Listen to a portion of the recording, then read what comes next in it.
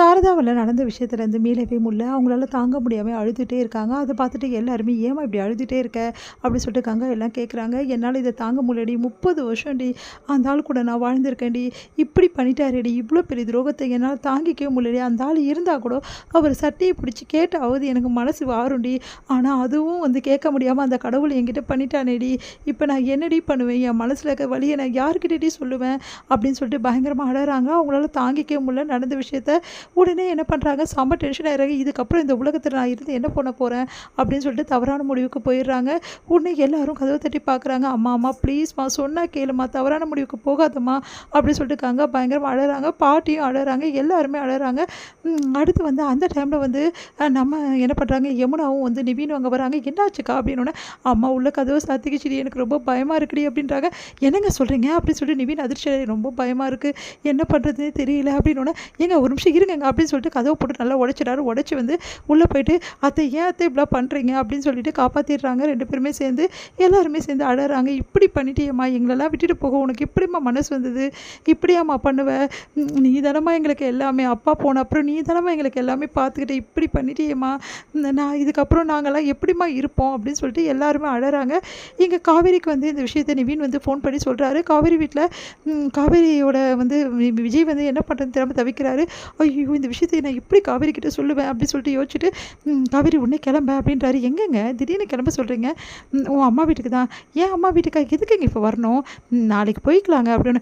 காவேரி கிளம்பு காவேரி, அப்புறம் பேசிக்கலாம் அப்படின்னோடனே, எங்க என்ன விஷயம் சொல்லுங்கங்க, இப்போ கிளம்ப போறியா இல்லையா, ப்ளீஸ் காவேரி சொன்னா கேளுப்பா, ஏதாவது பிரச்சனையாங்க, பிரச்சனை தான், ஒரு வேளை அந்த அவங்க இருக்காங்களே அந்த வீடு, எங்கள் அப்பாவோட அந்த வந்து ஒய்ஃபும் அந்த பசங்களும் அவங்க எதாவது வீட்டுக்கு வந்துட்டு தகராறு எதாவது பண்ணுறாங்களாங்க, அதெல்லாம் இல்லை காவேரி, வேறு என்னங்க பிரச்சனை சொல்லுங்கள் காவேரி, எதுவாக இருந்தாலும் அங்கே போய் பேசிக்கலாம் நீ வா அப்படின்னு சொல்லிட்டு கூட்டின்னு போகிறாரு. காவேரியில் என்ன இவர் எதுவுமே சொல்லாமல் கூட்டிகிட்டு போகிறாரு அப்படின்னு சொல்லிட்டு போகிறாங்க. கூடவே 2 பேரும் போகிறாங்க. பார்த்துட்டு வந்து எல்லாரும் அழுதுட்டுருக்குது பாரு, ஏன் எல்லாம் அழுதுட்டுருக்கீங்க என்னங்க அப்படி சொல்லிட்டு கேட்குறாங்க. வாடி அப்படி சொல்லிட்டு வந்து நடந்த விஷயத்த சொல்கிறாங்க கங்கா. அதை கேட்டுட்டு, என்னம்மா இப்படி பண்ணிட்டேன், ஏம்மா இப்படிலாம் பண்ணுற, எதுக்குமா இப்படிலாம் பண்ணுறேன்னு சொல்லிட்டு காவேரி வந்து கட்டி பிடிச்சிட்டு பயங்கரமாக அழறாங்க. இவங்க எல்லாரும் கட்டி பிடிச்சிட்டு அழதை பார்த்துட்டு நிவீனும் வந்து விஜய் காலம் தாங்கிக்கவே முடியல. விஜய் துடிச்சு போகிறாரு.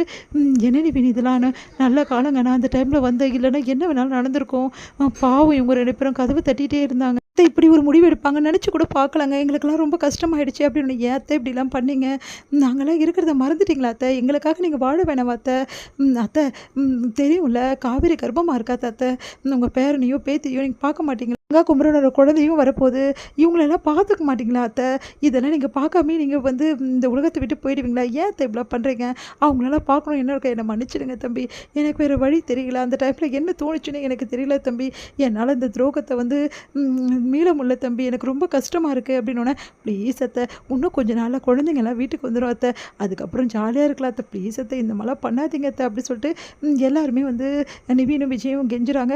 சரிங்க தம்பி இது மாதிரி இப்படிலாம் பண்ண மாட்டேன் அப்படின்றாங்க.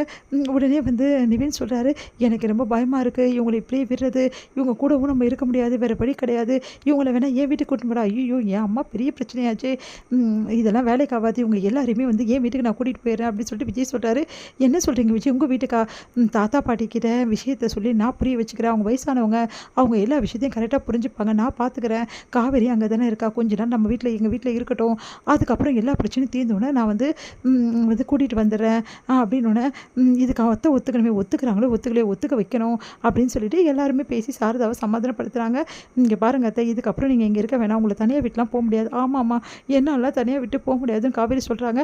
அத்தை கொஞ்ச நாளைக்கு எங்கள் வீட்டில் இருங்க அத்தை, அப்புறம் வந்து பார்த்துக்கலாம், எல்லாருமே ஒன்றா இருந்தால் கொஞ்சம் நல்லா இருக்கும்ல அப்படின்னோடனே, அது வந்து தம்பி நீங்கள் இங்கே தனியாலாம் இருக்க முடியாது, சொன்னால் கேளுங்க அத்தை, எங்கள் வீட்டுக்கு வாங்க, எங்கள் வீட்டில் வந்து கொஞ்ச நாள் இருங்க, அதுக்கப்புறமா வந்து பிரச்சனைலாம் தீர்ந்தோடனே நான் உங்களை கூட்டிகிட்டு வரோம் அப்படின்னோடனே, இல்லைப்பா இங்கே வந்து கங்கா வந்து மாசமாக இருக்காளேப்பா, நான் இப்போ விட்டு வர, சரி கங்கா சிஸ்டர் பாட்டி எல்லாருமே வந்துட்டோம், எல்லாரையும் வச்சு நான் பார்த்துக்கிறேன், ப்ளீஸ் அத்தை இதை மட்டும் மறுக்காதீங்க, உங்களுக்கு கெஞ்சி கேட்குறேன் அத்தை அப்படின்னோடனே காவேரியும் சொல்கிறாங்க. சரி வேறு வழி இல்லாமல் சாரதாவும் எல்லோரும் சம்மதிக்கிறாங்க.